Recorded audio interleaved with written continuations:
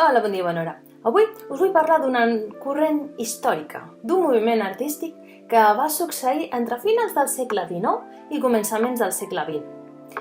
Va succeir o es va dur a terme en diferents parts del món. Depenent d'on va sorgir, li van posar un nom o un altre. Per exemple, a Alemanya li van dir Jugendstil, a Itàlia li van dir Liberty, a França li van dir Art Nouveau i a Catalunya li van dir Modernisme. A Terrassa va haver-hi molta importància dintre d'aquest moviment artístic del modernisme. Va sorgir una nova classe social, van construir fàbriques i es van enriquir moltíssima gent amb el que va ser la producció de draps de llana, el modernisme. Però el modernisme no només va ser un canvi artístic, va ser un canvi també de pensament, cultural, social. Era un trencament amb el que havia estat el passat, de cara a mirar cap al futur dintre del que era el nostre present. Seria la idea del progrés. Penseu que aquest moviment va sorgir arrel també de tot el que va ser la revolució industrial. Terrassa era coneguda com la ciutat de les xemeneies, per tota aquesta imatge que us he donat abans.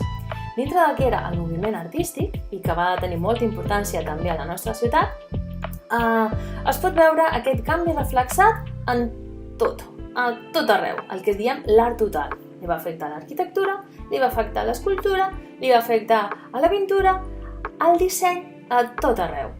Algunes de les característiques d'aquest moviment es centren en, per exemple, mirem cap a la natura. Ens agrada la natura. Per això, quan s'ha de construir un edifici, doncs intentem imitar o inspirar-nos en la natura, com pot ser utilitzant aquests moviments, aquestes ones. Si pensem, per exemple, en la Masia de Freixe, és un bon exemple. Ho teniu una miqueta en el cap? Doncs això, no? Aquestes zones. A més, estem mirant cap al nostre passat més gloriós, que diem també aquest nacionalisme català que va sorgir amb aquesta corrent històrica, i mirem doncs això, el nostre passat. I en aquest cas, dintre de l'època medieval, recuperem coses que s'havien estat fent servir en la construcció, com és la volta catalana. També mirem cap a Orient, comencen a veure els primers viatjants, no? Aquests comerciants, aquests viatgers també, que van d'un lloc a un altre, i ens arriben coses des d'Orient, de la Xina, del Japó, amb aquestes túniques, amb aquests teixits així suaus, la seda, que ens tornen bojos, o ens van tornar bojos amb ells. També mirem cap al món dels somnis, aquesta idealització, no? De dir, bueno, doncs, per què no podem fer nosaltres el mateix? Els edificis poden ser bonics.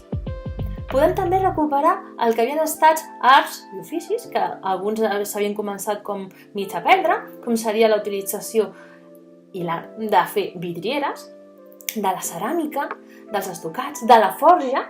També és una arquitectura molt funcional que el que pretén és, per una banda, que sigui bonica, que sigui estètic, però al mateix temps que tingui més utilitat del que a priori pot semblar. Per exemple, si pensem en aquestes grans columnes que hi ha en el Museu de la Ciència i de la Tècnica, aquestes columnes, a part de tenir aquesta funció d'aguantar i sostenir tot el sostre, a més, estan buides per dintre, perquè d'aquesta manera es podia aprofitar l'aigua de la pluja. És aquesta doble vessant que us he comentat, d'acord? També, per poder aguantar tots aquests nous edificis, s'inventen o comencen a utilitzar nous materials de construcció. Fins al moment sempre s'havia utilitzat la pedra, la fusta i algun tipus d'argamassa per poder-ho juntar. Doncs ara comencen a innovar i creen els maons, utilitzant també aquest ferro, que us he dit, per fer les estructures, i el vidre. Podem tenir grans superfícies amb un vidre i això no cap. Ho aguanten tot molt bé, també amb possibilitats de poder utilitzar coses més estètiques com podrien ser les vidrieres, d'acord?